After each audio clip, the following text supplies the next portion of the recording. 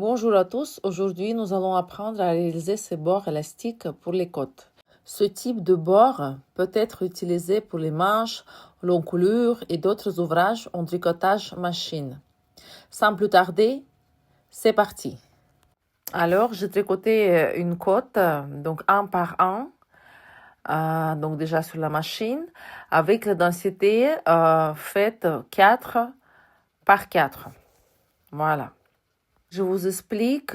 Donc, il y a deux options que nous pouvons faire pour terminer ce côte.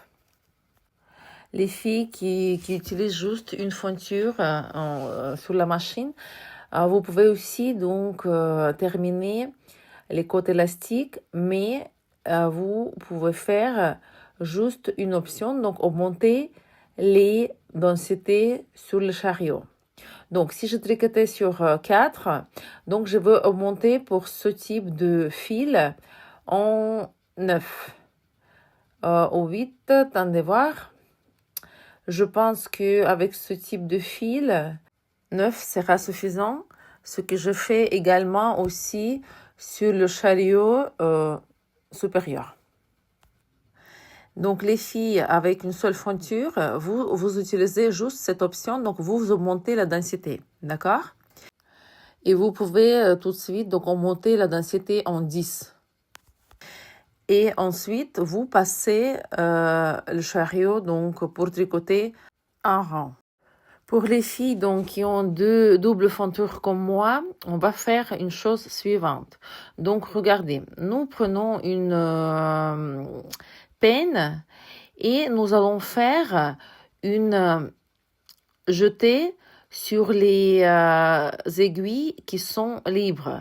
C'est justement pour avoir plus d'élasticité. Donc, qu'est-ce que je fais maintenant? Donc, je invite en travail les aiguilles qui étaient hors travail. Très important, avant que je fasse un chariot, donc de gauche à droite, il faut absolument mettre la position H5. Sinon, bien sûr, vous risquez de casser les aiguilles. Donc, je passe tout doucement, puisque j'ai augmenté la densité, le chariot passe un petit peu avec difficulté, mais tout est bien. Donc là, vous voyez, il y a donc les fils qui sont soumises en plus, si vous voulez. Donc, j'ai donné plus de longueur pour les fils. Maintenant, qu'est-ce que je fais? Donc, je sors ces aiguilles qui étaient hors travail en position avant et après, je les retire tout doucement. Faites attention pour ne pas se tromper des aiguilles, pour ne pas faire tomber les mailles. Donc, du coup, ces jetés qui étaient supplémentaires m'ont donné plus de longueur de fil. Et maintenant, donc, je vais transférer donc les mailles de cette fonture avant en fonture en arrière. Justement parce que après, je vais fermer les mailles, comme on dit, avec la technique maille sur maille. Donc voilà, tous les mailles sont la fonture arrière.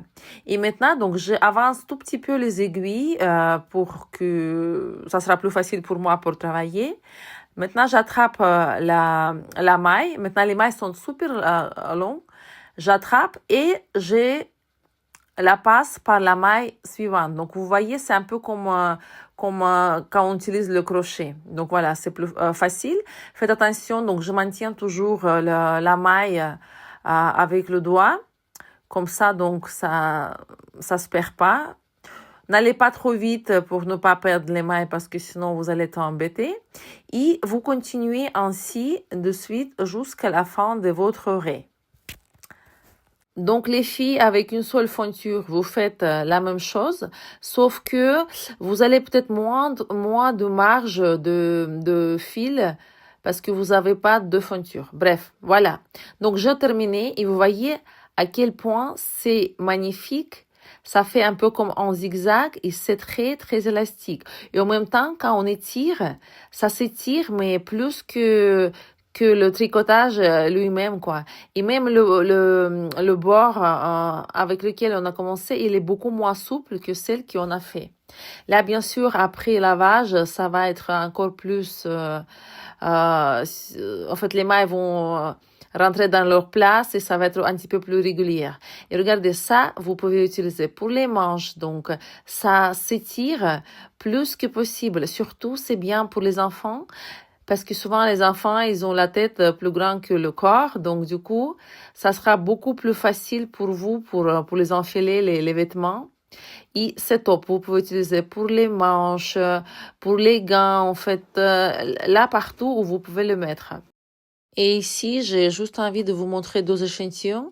Donc, c'est celui-ci qu'on a fait tout à l'heure avec la densité 9 à la fin.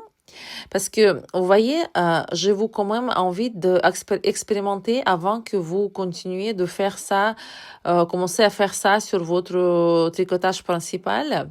Faites bien sûr les échantillons, essayez la densité parce que chaque fil c'est différent. Et là, c'est le premier que je fais avec la densité 10. Sur le premier échantillon, donc c'était 9, et là c'est densité 10. Et vous voyez, c'est beaucoup plus large et moins joli, je dirais comme ça. Là, en 9, c'est suffisant au niveau de élasticité et c'est beaucoup plus joli. Donc, je vous invite d'expérimenter, tester avec votre fil et utilisez-le.